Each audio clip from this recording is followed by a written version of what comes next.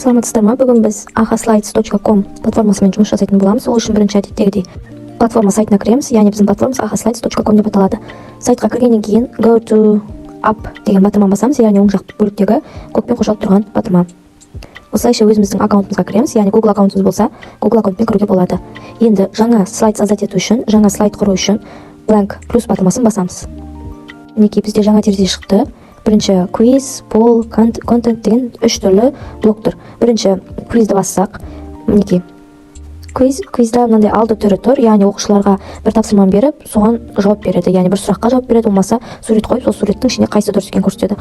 Poll деген мінекей әртүрлі оқушылар өздерінің ойларын, сабаққа байланысты кері байланыстарын poll деген бөлімге келтірсе болады. Және контент бөліміне біз әртүрлі слайдқа қосатын суреттеріміз, ютубтағы ссылкаларымыз солар болатын болса, осыған қоя аламыз. Контент деген сол.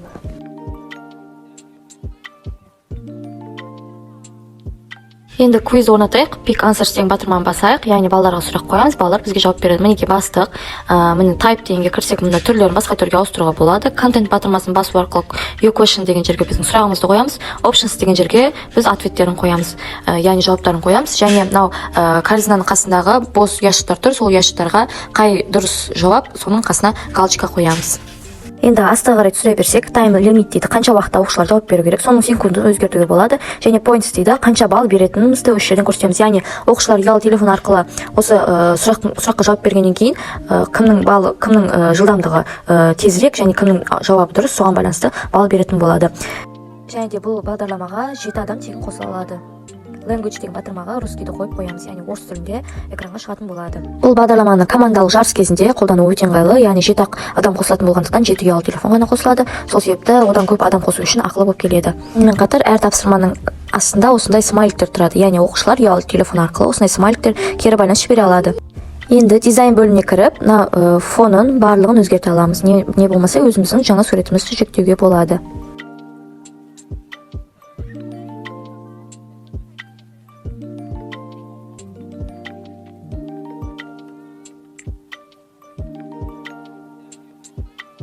Енді apply to other slides деген батырманы басу арқылы басқа слайдқа да осы дизайнды таңдаймыз. Окей батырмасын басамыз. Енді оқушыларды осы контентке қосу үшін ahaslides.com және мына жерде коды тұрады, сол кодын оқушылар ұялы телефонға ahaslides.com сайтына кіріп, осы кодты енгізеді. Және біз мына жақта оң жақ бөлігіндегі презент батырмасын басқаннан кейін қанша команда қосылғанын осы жерден көре аламыз. Және де барлық команда кіріп болғаннан кейін начать викторину деген батырманы басу арқылы тестімізді бастаймыз.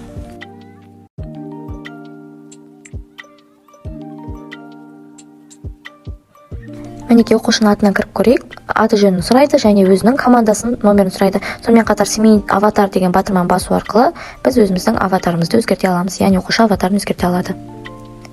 Және де мынау команда бөліктерінде 7 командаға дейін қоса аламыз. Және осы әр командаға байланысты оқушы өзінің командасын таңдайды. Мысалы Айша дейін, және қай командаға кіремін, бірінші командаға кіретін болсам, сол бірінші команданы таңдаймын. Мінекей аватарды өзгертуге болады. Енді ойынға қосылу батырмасын басамыз. Енді ойынның басталғанын күтеміз, яғни мұғалім начать викторину батырмасын басқаннан кейін барып ойын қосылатын болады. Тағы да бір оқушыны командаға қосып қояйық, екінші командаға Сұлтанды қосып қояйық. Мінекей бізде 2 команда болды және сол жақ бөлікте чат бар, чатқа әртүрлі хаттар, тапсырмалар жолдай аламыз. Енді начать викторину батырмасын басайық. Міне мұғалімнің экранында осындай терезе болады, ал оқушыларда мынандай болады. Кәнекей 2 топта сұрақтарға жауап беретін болсын. Мінекей жауап берілді. Мінекей қай жауап дұрыс, қайсы қате екені барлық көрінді. Және де барлық дұрыс жауапқа жылдамдығына байланысты балл берілді. Және дұрыс емес жауапқа сәйкесінше 0 деген балл берілді. Және де мінекей бізде диаграмма шықты, қай топ дұрыс жауап бергені, қай топ бұрыс жауап бергені туралы. Енді келесі слайд. Мінекей келесі слайдты бассақ, лидерборд деген шығады, қай команда қанша балл жиналғандығы көрінеді.